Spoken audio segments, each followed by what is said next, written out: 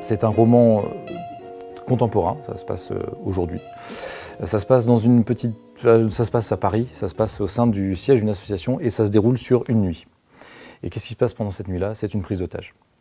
Julien, pour qui, pourquoi, est arrivé au siège de l'association dans laquelle il travaille avec un fusil. Il a pris en otage 3 de ses collègues.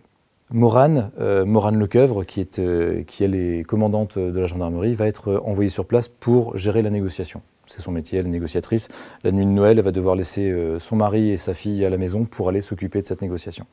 Et le bouquin, ça va être ça. C'est l'espace d'une nuit, la conversation téléphonique que vont avoir Morane et Julien. Morane pour essayer de le convaincre de sortir sans faire trop de dégâts, et Julien qui va expliquer comment il en est arrivé là.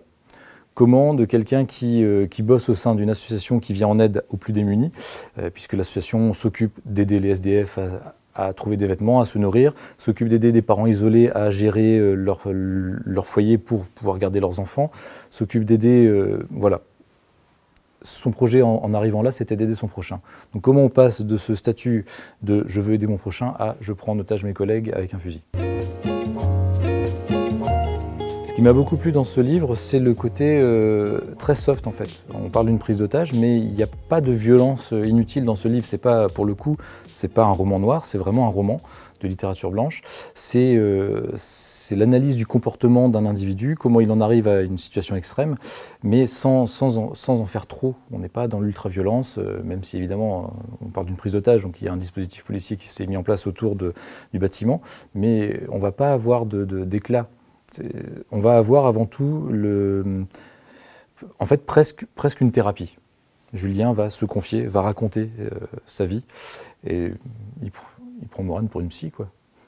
Et il va lui raconter tout ce qui lui est arrivé. Et c'est très poignant. Pourquoi ça ressemble à l'œuvre de Louis Hue? C'est parce que là, on est sur une description de tout ce qui mine notre société aujourd'hui. La recherche de compétitivité, la recherche de réussite, de briller socialement, briller aux yeux des autres. Tout ce qui fait que ça pousse jusqu'à un certain point, jusqu'au moment où on ne supporte plus cette pression et qu'on s'effondre.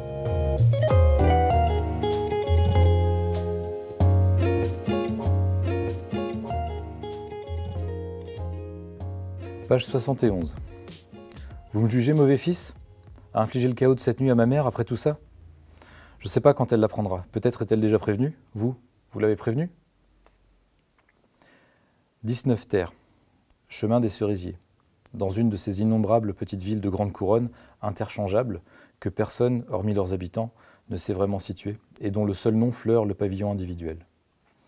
Storban à toile bayadère, massif de rosiers épanouis en grosses fleurs odoriférantes, pelouse vert vif, veinée d'un chemin gravillonné menant à un garage dont la porte en bois coulissante s'ouvre 2 fois par semaine.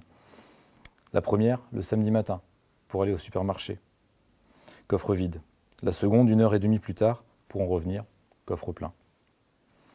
Cette nuit, à une heure où chaque son se mue en une menace potentielle, le chemin gravillonné a crissé sous des pas inconnus. Profondément endormis au premier étage, les occupants de la maison n'en ont rien entendu. 2 coups de sonnette, longs. Elle s'est réveillée tout de suite, hyper vigilante. Lui non, empêtré dans son sommeil. C'est elle qui a ouvert la porte, découvert derrière 2 mines fatiguées. Sa mère est prévenue.